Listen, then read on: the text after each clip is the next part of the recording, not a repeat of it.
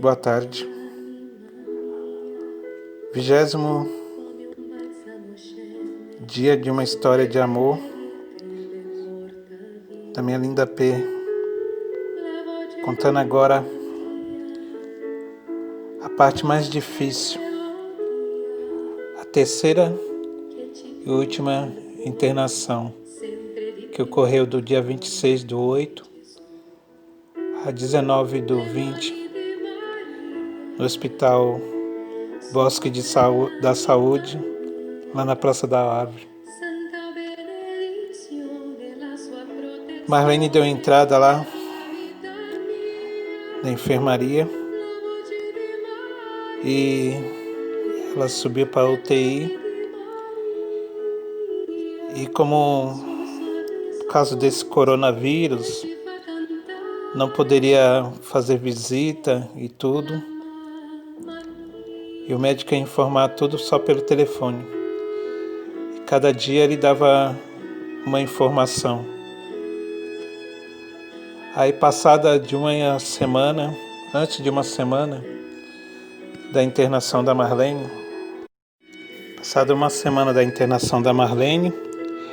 exatamente no dia 1º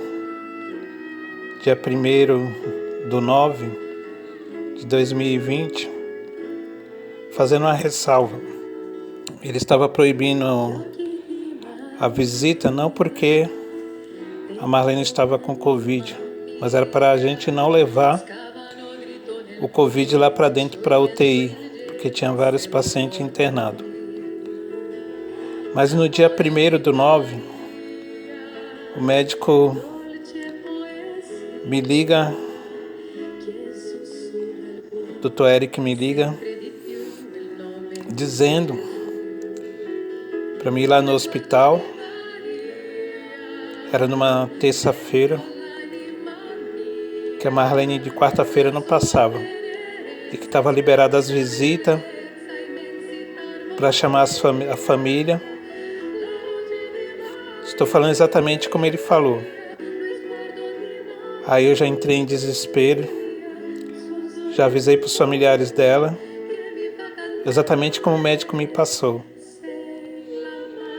E aí, nessa daí deu uma confusão danada, porque houve uma desinformação, alguns já colocaram luto, outros já colocaram no grupo da família dela que ela tinha entrado em óbito, depois corrigiu, falando que eu passei informação errada, sendo que a pessoa nem ligou para mim para saber exatamente o que estava acontecendo. E aí, no meu desespero, aí eu já falei, vou preparar tudo, deixar tudo preparado, porque assim, nessa pandemia, infelizmente, os governantes são totalmente sem coração e não explica direito para a população. Eu falei assim, tudo bem, no cemitério poderia ser só meia hora de velório e mais para os familiares. Aí eu peguei e falei, não, eu vou conversar com o padre se pode fazer aqui na comunidade. Porque se não puder fazer na comunidade, eu vou velar Marlene aqui em casa. E eu estava tão desesperado que eu já corri atrás, já liguei para o padre e falei isso para ele, para o padre Orlando. Aí ele falou, não, Antônio, não se preocupa. A gente prepara a comunidade, afasta os bancos, faz tudo. E aí a gente foi lá para o hospital. Saiu do serviço e foi lá para o hospital desesperado. Aí chegou lá, a Marlene tinha tido uma melhora. E infelizmente, as pessoas que foram lá, os familiares dela, como eu falei, eu vou evitar de estar falando nomes, mas cada um sabe o que falou, exatamente o que falou. Saíram falando. Primeiro mandaram um zap pro meu menino. Não, sua mãe não tá tão grave assim não. Sua mãe tá ótima. E vieram falando no carro do mesmo jeito. Nossa, a Marlene tá bem, tudo. Agora, me diga, como uma pessoa que está numa UTI, entubada, com o coração fraco, com os rins quase parando, com várias medicações, está bem. E nesse período, a Marlene, ela foi lutando a cada dia. E cada telefonema do médico era um desespero. Ele me ligava todo dia por volta de 1 hora. E aí eu ia lá, um dia melhorava, outro dia teve uma piora. E foi 24 dias nessa angústia. E aí a gente pediu também para o Gabriel ir lá visitar ela, ele não estava querendo. Eu falei, Gabriel, sua mãe precisa da sua visita, precisa você conversar com ela, para ela se desapegar. E conforme a gente ia falando as coisas, infelizmente o ser humano é terrível, não partiu do Gabriel, mas de outra pessoa, e falou, você está desejando a morte da minha irmã? Não é para desejar a morte da minha irmã, não. Eu quero minha irmã viva. Do jeito que ela vier, eu cuido dela. Nós cuidamos dela. Aí fica uma pergunta. A Marlene, desde do dia 18/3/2018, ela esteve aqui em casa e num momento muito...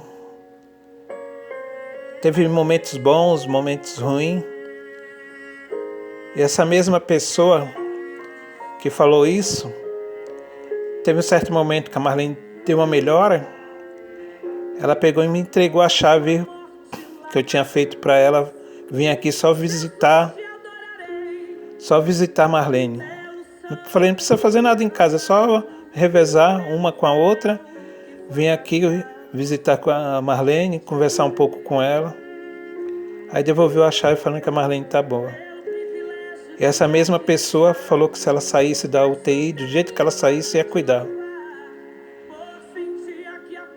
A gente só pede a misericórdia de Deus. Só pede a misericórdia de Deus. E a P foi lutando nesses 24 dias. Uma hora melhorava, outra hora piorava. E aí, a gente conversando, indo lá, o Gabriel foi com muito esforço mesmo, emocionado. Foi lá ver ela na UTI umas duas vezes.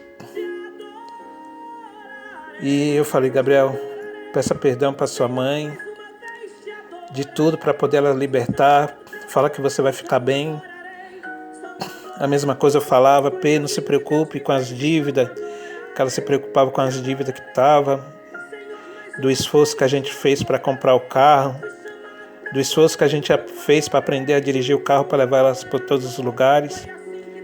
E ela se preocupava muito com as coisas materialistas. Mas quando a gente fala de materialista, você pegava essas coisas, que ela se preocupava, como que ela ia, como que eu ia ficar. Estamos aí com as dívidas. Mas como diz, Deus provê, Deus proverá. A sua misericórdia não faltará.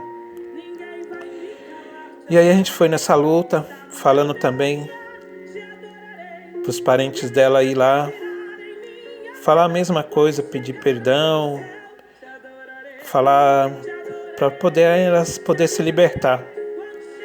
E ela lutando com a vida.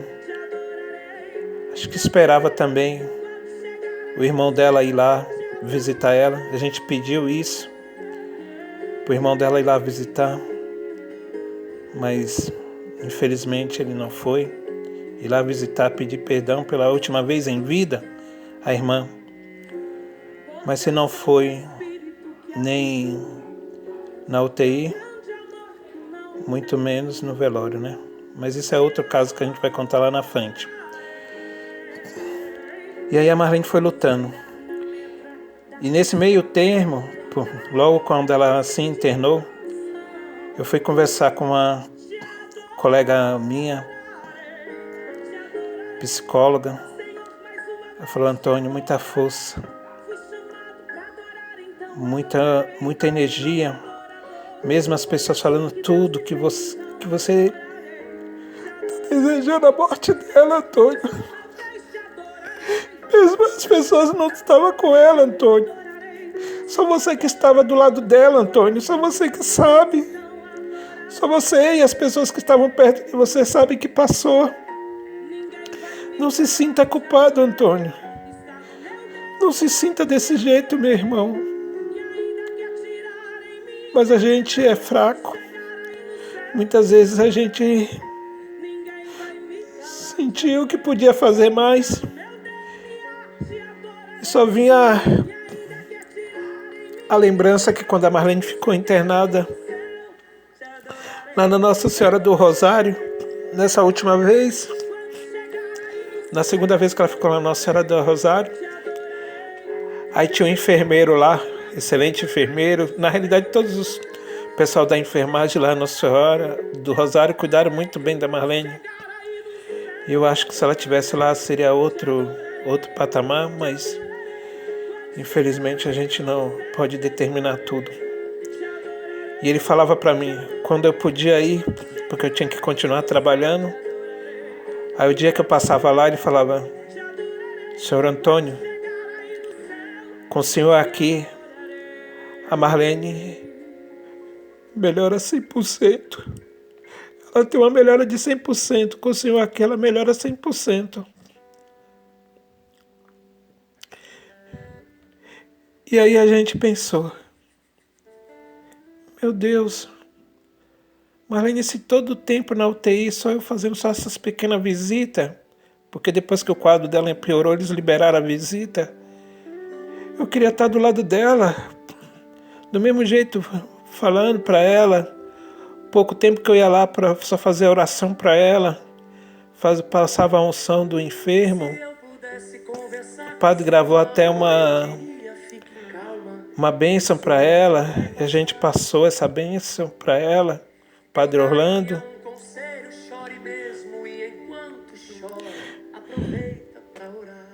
Então, esse tempo a gente ficou pensando: meu Deus, se eu ficasse 24 horas aqui com a Marlene nessa UTI, eu não poderia ter melhorado. Eu não poderia ter... Eu nunca deixei ela sozinha. Eu não queria deixar minha pé sozinha, meu Deus. Eu queria ficar do lado dela, mesmo ela ali entubada, sedada. Mas tanto é que eu falei pro médico: precisa ter humanização nisso daqui. Porque a gente trabalha em hospital, a gente sabe que mesmo o paciente sedado, o parente próximo dela, a pessoa sente a presença. Aí o médico falava: Antônio, não sou eu, você sabe, é a direção. É a direção do hospital. E outra coisa, depois com o tempo a gente vai percebendo, também a questão do convênio, né? A gente não tinha um convênio top. Se fosse um Einstein da vida, você estaria lá. Tinham feito até uma UTI sozinha, tipo uma UTI isolada, onde o acompanhante pudesse ficar. Que a gente sabe que acontece isso. A gente sabe que tem uma UTI exclusiva, enfermeiros, tudo exclusivo. Depende do tamanho do seu bolso. Mas Deus vai dando essa calma pra gente. E no dia 18/9, a Marlene veio a óbito. E aí foi outro desespero. Mas nesse dia a gente estava muito calmo, muito tranquilo. O médico já tinha me avisado na parte da tarde. Ela está muito grave. O Dr. Eric mais uma vez ligou e falou: dessa noite ela não passa. Aí eu falei: doutor, vou para casa. E o senhor só simplesmente me informa.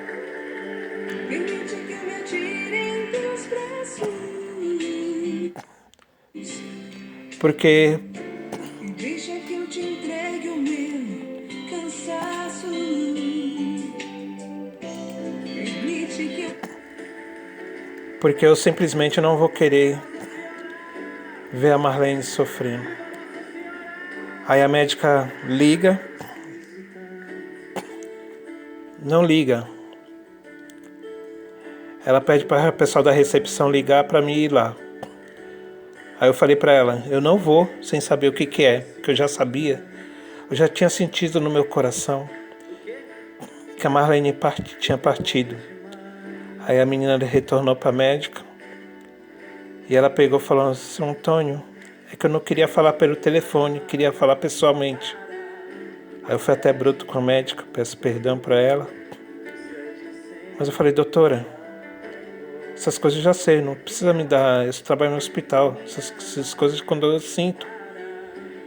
E aí a gente foi para lá fazer o processo do sepultamento e ligar para o convênio para preparar tudo. Convênio da funerária. E amanhã a gente começa a contar a parte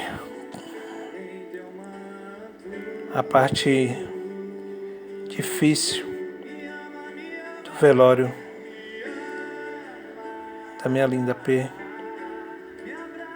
e a partida da minha linda P para a morada eterna.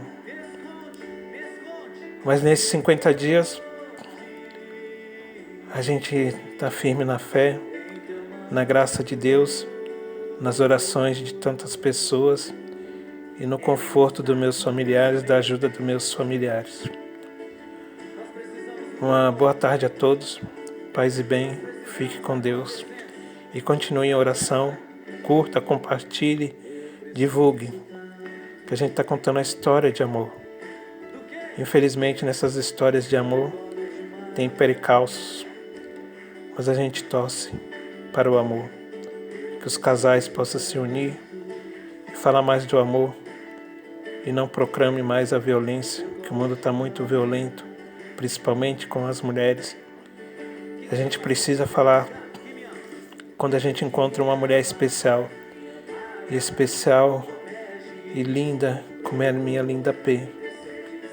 Uma mulher que eu vou amar para eternamente. Fique com Deus. Que Deus abençoe a todos. Paz e bem.